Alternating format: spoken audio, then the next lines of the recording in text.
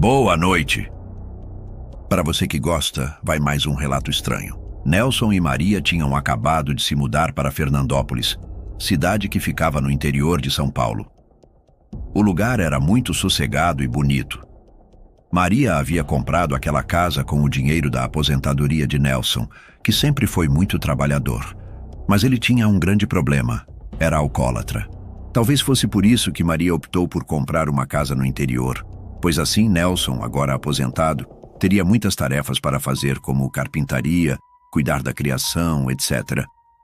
O fato era que ele já estava muito debilitado pela cachaça, e se continuasse em São Paulo sem trabalhar, ia acabar falecendo em virtude do álcool. Durante a tarde, depois que ele cuidava dos seus passarinhos, ia sempre ao boteco que ficava no bairro para tomar umas e outras. E quando caía a noite, Nelson voltava para casa travado de bêbado. Foi numa dessas tardes que o inesperado aconteceu. Maria acabara de lavar a louça do almoço, quando Nelson disse que ia no bar tomar só uma dose de pinga. Isso era pura mentira, pois toda vez que ele saía para beber, eram doses e mais doses. Foi então até o barracão, pegou sua bicicleta barra forte vermelha e foi rumo ao bar. Chegando no bar, Nelson pediu sua primeira dose. Foi quando entrou um velho e sentou-se do lado dele. Esse tal senhor pediu uma dose também e começou a conversar com Nelson. Bebida vai, bebida vem. Já eram quase 6 horas da tarde e Nelson disse para o velho que ia embora, mas o mesmo convidou-o para ir na sua casa, que ficava a pouca distância do bar que estavam. No princípio, Nelson disse que não, mas aí o velho fez uma proposta irrecusável para um alcoólatra. Disse que em sua casa havia algumas garrafas de rum e conhaque, sendo que Nelson ficou encantado com aquelas palavras e logo topou a proposta. Afinal, era horário de verão. Nelson e o seu recente amigo caminharam durante algumas horas. Isso porque o velho disse que sua casa ficava a poucos metros do bar. Chegando finalmente à casa, Nelson deu conta de que havia esquecido sua bicicleta lá no bar. Mas ao ver as garrafas de bebida, ele não ligou mais para a bicicleta que tanto gostava. Ficaram bebendo e conversando e aos poucos ficando mais bêbados ainda. Quando se deram conta, já eram 11h30 da noite. Vendo que estava tarde, Nelson despediu-se do seu amigo de copo e foi embora. O caminho parecia estar totalmente diferente, pois além da embriaguez ele não conhecia o lugar. Afinal, morava naquela cidade havia apenas 3 semanas. A escuridão o açoitava.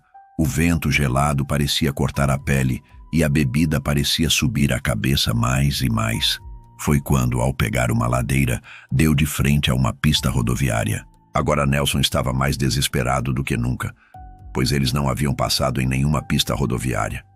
As enormes carretas passavam e só com o vento de sua velocidade derrubavam o pobre do Nelson. O seu desespero era tanto que começou a chorar. Foi quando o macabro aconteceu. Já quase desistindo de que ia chegar em casa naquela noite, Nelson saiu da rodovia e entrou em uma clareira. Ajeitou-se em uma moita e tentou dormir, mas ao firmar a vista em direção ao matagal, viu a figura de um enorme homem vestido de preto, com um chapéu que parecia uma cartola muito elegante. Vestia um casaco de couro negro e calçava uma bota que reluzia até naquela escuridão. Ao lado desse homem, havia um menino que segurava sua mão direita. O menininho vestia uma capinha de chuva amarela e galocha. No primeiro momento, Nelson pensou que aquilo era o efeito da pinga, mas foi mesmo assim em direção daquele misterioso ser. Ao chegar frente a frente com o homem, o bêbado perdido teve um enorme susto. O menino ao lado do homem não tinha rosto.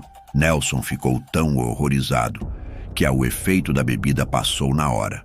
O homem tranquilizou-o, dizendo para não ter medo, pois o menino era inofensivo.